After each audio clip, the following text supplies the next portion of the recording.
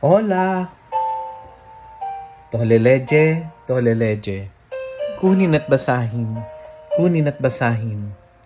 Ako po si Kuya Sam Pagaduan, ang inyong kasama sa ating lumalim at mamunga Gospel Reflection. Ngayon ay August 8, 2026. Ang mabuting balita ng Panginoon ayon kay San Mateo, chapter 17, verse 14 to 20.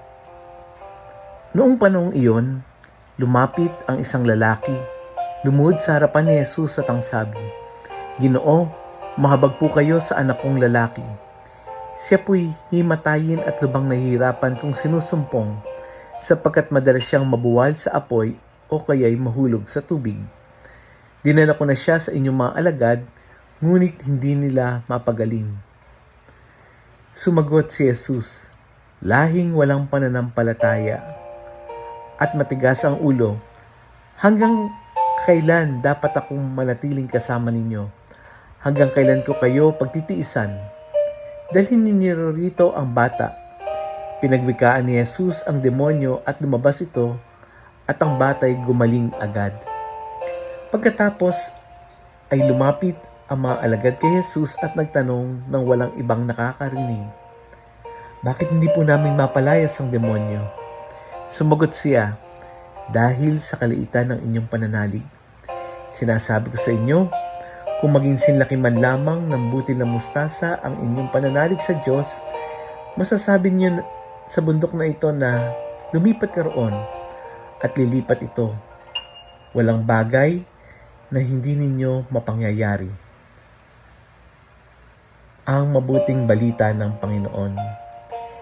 Pinupuri ka namin, Panginoong Hesukristo. Happy Saturday po sa inyong lahat. Sa gospel natin ngayon, merong isang ama na lumapit kay Jesus. Lumuhod at nagsusumamo, "Panginoon, maawa ka sa aking anak." Matindi yung pinagdaraanan ng kanyang anak. Yung tatay, dinala niya ito sa mga alagad, ngunit hindi nila ito napagaling. Kaya pagkatapos pagalingin ni Jesus yung bata, tinanong siya ng mga alagad, "Lord, bakit hindi namin ito kayang gawin? Bakit hindi namin napagaling yung bata?" At sinabi ni Jesus na ito ay dahil sa kanilang kakulangan ng pananampalataya. Pagkatapos ay gumamit siya ng isang napakagandang analogy. Ano yung analogy niya? Comparison between mustasa at bundok. Napakaliit na butil, napakalaki ng bundok. At yun mismo ang contrast na gustong ipakita ni Jesus. Sa paningin natin, meron tayong maliit lamang. Yung hawak-hawak natin ay maliit lang, pero malaki ang problema. Pero sa pananampalataya, hindi ang laki ng ating kakayahan ng sentro. Ang sentro ay ang kapangyarihan ng Diyos na ating pinagkakatiwalaan. Yung moving a mountain ay isang matinding larawan para sa tila imposibleng hadlang. Hindi ibig sabihin na gagawin ng Diyos ang lahat ng gusto natin, basta sapat ang ating pananampalataya. Yung pananampalataya natin ay hindi magic formula. Ang pananampalataya ay 100% na pagtitiwala sa Diyos na kahit may bundok sa harapan natin, hindi tayo titigil dahil alam natin hindi natin to hinaharap na mag-isa. Lahat po tayo, meron tayong mga kanya-kanyang bundok ng problema. Nadinig niyo na ho ba yung term na yun? Yung bundok ng problema. Yung bang pag sinabing bundok ng problema, tila baga napakalaki ng problema natin. Madalas, ang tagal nating tinitingnan yung bundok ng problema na yon kaysa sa tumingin tayo kay Lord. Pagkagising natin, iniisip mo na kagad yung problema. Bago matulog, problema. Habang kumakain, problema.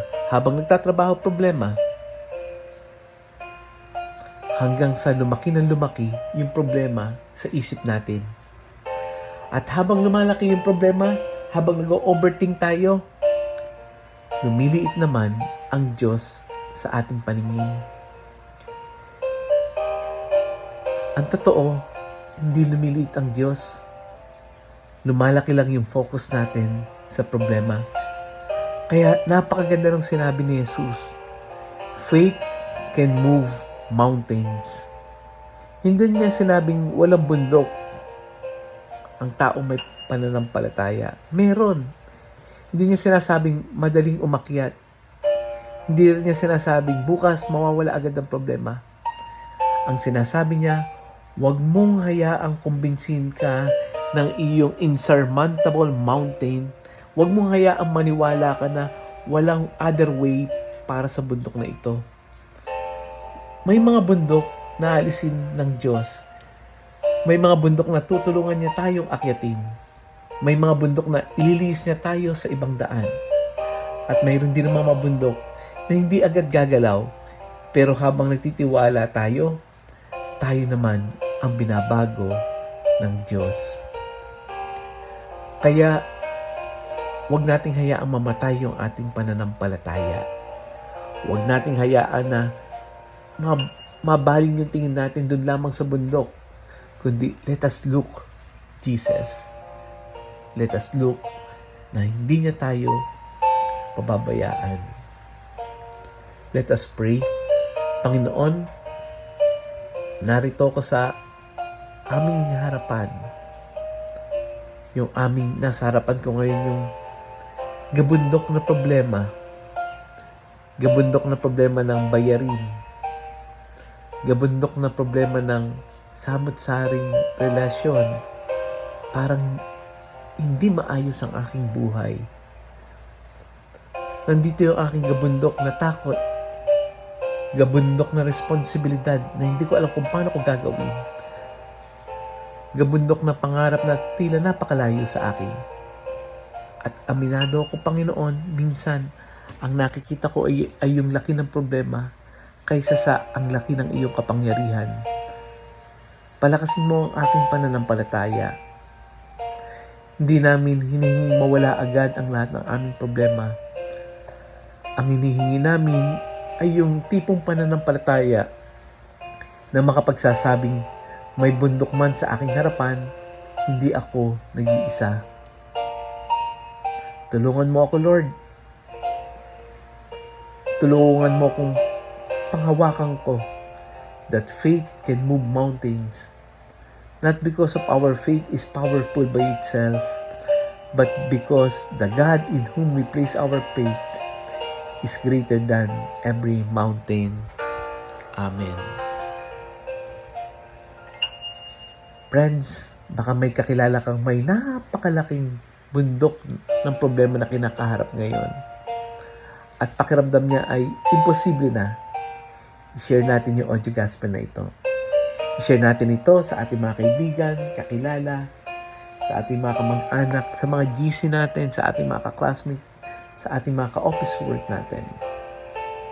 Muli, ako po si Sam Pagaduan, lagi nag-aanyaya. Halina, tayo ay lumalim at mamunga. Lumalim sa pananampalataya at mamunga ng mabubuting gawa. God bless us all.